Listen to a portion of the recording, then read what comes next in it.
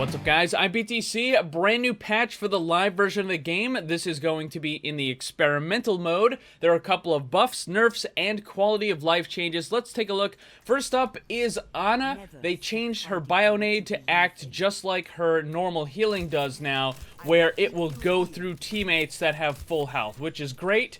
Because what happens when the teammate is at full health, you can hit the thing on the other side, and now you can throw the Bionade, and it will go through your teammates as well. So you don't have to worry about someone just kind of wandering into the way, and then ruining your Bionade. So that's a nice little change right there. Next up is Hanzo, minor quality of life change for him. You can now manually cancel the storm arrows. So if for whatever reason you want to go back to your normal attack before the time is up or before you've used up all of the storm arrows, you can now do that by just pressing the button again and it will cancel it.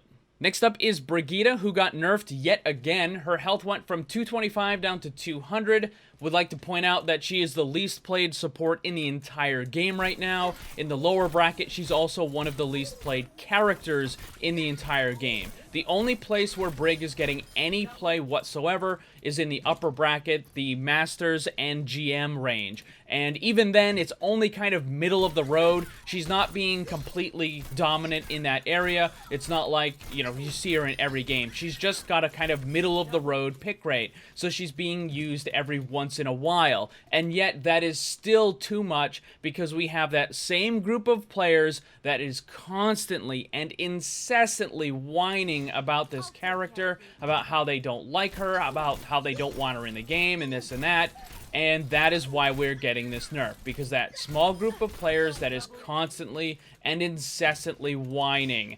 Now, the problem with Brig is because there really isn't anything to differentiate the character from Bronze and GM.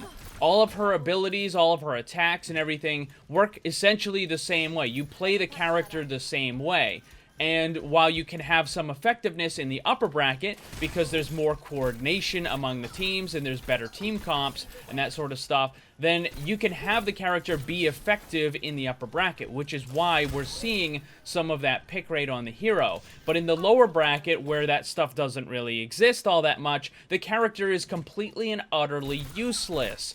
So this nerf is going to make her even worse. And again, you could nerf this character down to 10 health and 1 healing per second, and that group of players will still complain about it.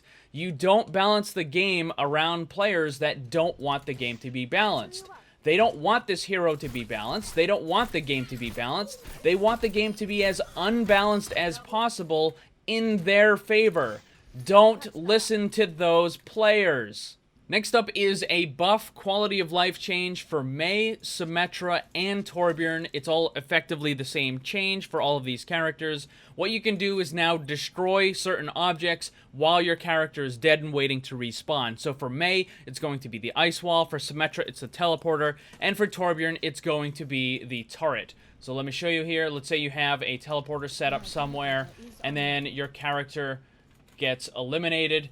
You can then destroy the teleporter while you're waiting, which will then give you access to the ability when the full respawn timer, the 10, 12 seconds, whatever it is, when that's done, you'll be able to come back out of the spawn room and use your ability again.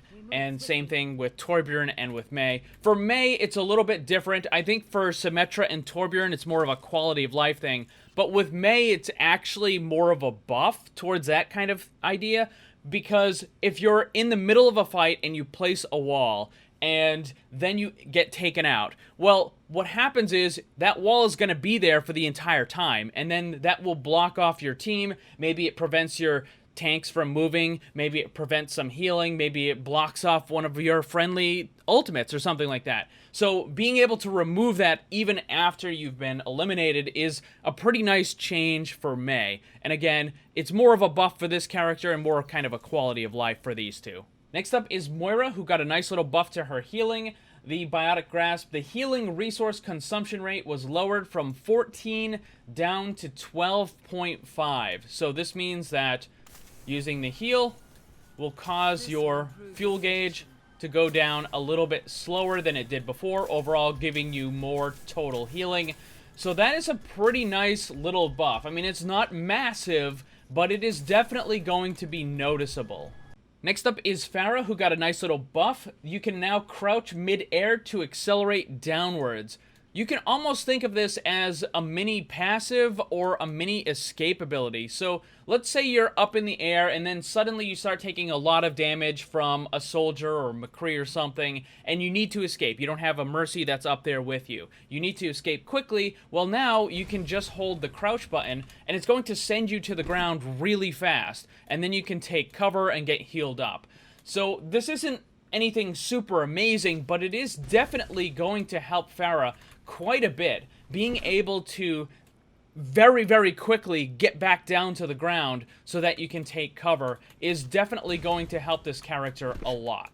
Those are the changes. We got a nice little buff for Ana, nice buff for Moira, another nerf for Brig because of the same group of complainers, and also a bunch of quality of life changes. What do you guys think about these? Let me know down below. Also, I set up a Parler account, and if you're using that, click the link down below. You can go and follow me over there.